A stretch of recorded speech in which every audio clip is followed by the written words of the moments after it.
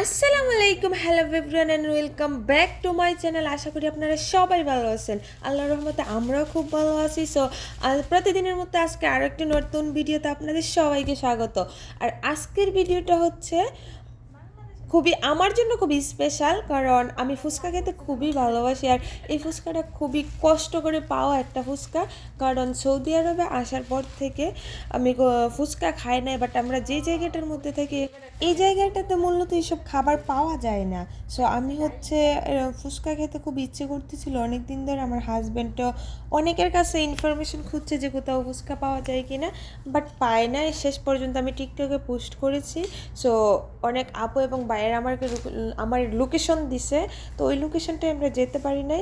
অনেকে বলে না যে কেঁচু করতে নাকি কেউটে বেরিয়ে আসে, আমি জানি না কতটুকু হয়েছে কথাটা, বাট আমরা ওই লোকেশনটা খুঁজতে গিয়ে আরও দুইটা লোকেশন পাইছি। তো হচ্ছে গিয়ে আমরা ওইখান থেকে দেন পার্সেল নিয়ে এসেছি। তো পার্সেলটা তো আপনাদের সামনেই খুললাম। তো আমরা হচ্ছে দুইটা দোকান থেকে এনেছি, ওইখানে আমরা দুইটা দোকানে পেয়েছি। তো গাইস, দুইটা দোকানের ফুচকা ট্রাই করার জন্য দুটো দোকান থেকে এনেছি। তো এখন হচ্ছে এগুলো আমরা শেষ পর্যন্ত আমরা ফুচকা আনতে পারছি, কিন্তু অনেকটা দূর থেকে আনতে হয়েছে খাওয়ার জন্য। তো এখানে দেখতে পাচ্ছেন গাইস, একটা হচ্ছে ডাল আর একটা হচ্ছে আলু, মানে দুই দোকানের। তো আর একটা দোকানের টক হচ্ছে আমি বের করছি, আর ওই টকটা আমার কাছে তেমন ভালো লাগে না, বাট কালারফুল দেখাচ্ছিল যার কারণে আমি আর বার করি নাই। সো গাইস, আমি হচ্ছে এখন ফুচকাটা রেডি করতেছি। তো আমি হচ্ছে অল্প অল্প করে দিচ্ছিলাম, তো দিয়ে এই ফুচকাগুলোকে রেডি করব।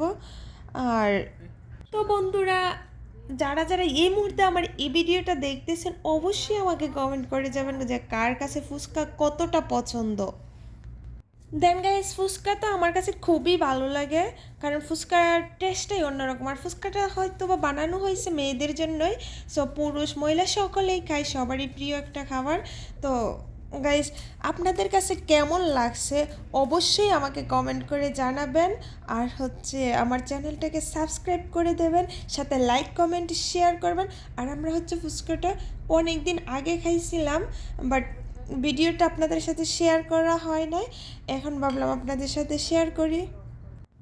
সো গাইস, আমার ফুচকা বানানোটা একটু লেট হয়ে যাচ্ছিল, তাই আমি আমার হাজব্যান্ডকে দায়িত্বটা দিয়ে দিলাম। তো ও হচ্ছে একটু তাড়াতাড়ি বানাতে পারে, সো ওর কাছে দিয়ে দিলাম। আর ও কিছু বানালে আমার কাছে খুবই টেস্টি মনে হয়।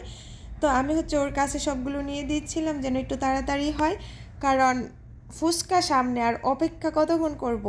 তো বন্ধুরা, আরও একটি কথা হচ্ছে, যারা যারা সৌদি আরবের মক্কায় আছেন, ফুচকা খেতে ইচ্ছে করে বাট লোকেশন জানেন না, অবশ্যই আমাকে কমেন্ট করবেন যদি আপনাদের খাওয়ার ইচ্ছে থাকে। আর এদিকটাতে হচ্ছে আমার হাজব্যান্ডের দুজনের থেকে যে আলু, একজনের হচ্ছে আলু আর একজনের হচ্ছে ডাল, দুজনেরটা মিক্স করে একসাথে বানাচ্ছে। এই জন্যই তো ভাবি আমার হাজব্যান্ডে বানালে এত টেস্ট কেন হয়। সো গাইস, আমরা হচ্ছে এই পর্যায়ে ফুচকাগুলোকে একটু সালাদ দিয়ে সাজিয়ে নিচ্ছি। তো এখন হচ্ছে আমরা ডিমটাকে ব্লেন্ড করে দিয়ে দিব। আর ডিমটা দেওয়ার পরে হচ্ছে গাইস, ফুচকাগুলোকে দেখাই যাচ্ছে না। তো আপনাদের যাদের খেতে ইচ্ছে করতেছে অবশ্যই আমার বাসায় চলে আসতে পারেন।